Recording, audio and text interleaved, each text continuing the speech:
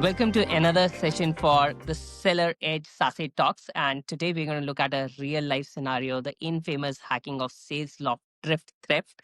And in this, basically, hackers were able to get hold of OAuth tokens in which they were able to extract data from Salesforce for multiple customers. I have with me cybersecurity technologist Marc Davidson joining us from Checkpoint. Thank you so much for joining us, Marc. My pleasure to be here, Kunal. Awesome. Let's get to it. Just break it down to me and explain it. What exactly happened in the Salesloft drift theft? It's a classic supply chain breach. So tokens were stolen from Salesloft drift. And what happened was that the hackers compromised a admin or a developer account in Salesloft using phishing. They stole the tokens and then they used the tokens to access hundreds of customers' Salesforce accounts so that they could exfiltrate data, analyze it to see if they could find some more credentials. Wow, that sounds terrifying and kind of an eye opener. So, we talk so much about SASE, being SASE expert, kind of like, it excites me.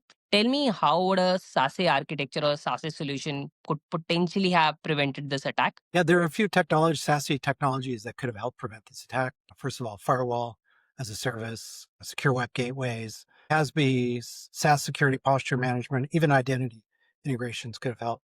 On the, preventing the breach in the very first place, it was a phishing attack. And in phishing attacks, usually what happens is they ask you to visit a website. So a secure web gateway or a firewall as a service, a firewall in general, could have prevented by detecting that it was a malicious website. And I think that's one of the things that would have stopped it in the very first place. Makes sense. And for me, like SASE is the base for network security today. It is the foundation for zero trust.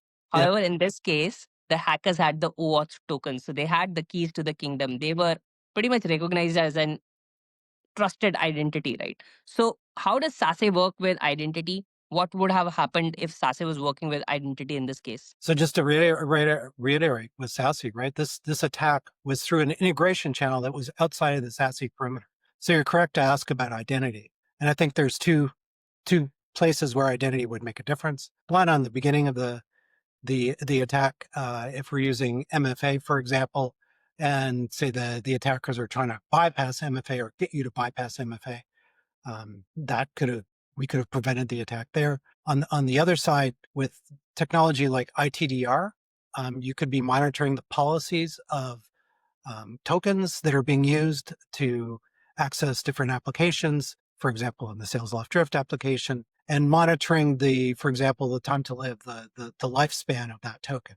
And if it's a long lifespan, you probably want to, ITDR could have detected and alerted you to the fact that it was too long and that maybe you should shorten it. Makes Which sense. And would that have was very helped prevent that. Yeah, and that was very surprising to me as well. The longevity of the attack, and nobody really detected it because the OAuth tokens never expired, etc. Right, and there was no anomaly detection.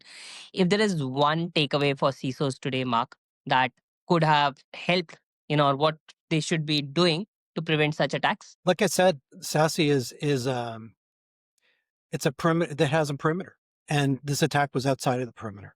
So the key to CISOs is to understand this limitation of SASE technology and and make sure that they have the right integrations around identity, ITDR, IDPs, make sure that they have technology like CASB or SaaS security posture management solutions that can alert you and help control your SaaS application, access to your SaaS applications, or limit access to your SaaS applications through API integrations. And just be cognizant of the fact that SASE has its limitations. It's great. It's wonderful technology. We all use it now, but it does have some limitations. And in this case, the consequences were serious. So make sure that you integrate with other technologies like CASB, SSPM, and identity. Makes a lot of sense, Mark. And thank you so much for sharing. It's always great to hear from an expert and learn something new. My pleasure. Thank you so much for joining us. Yeah. My pleasure. Have a good one. Awesome.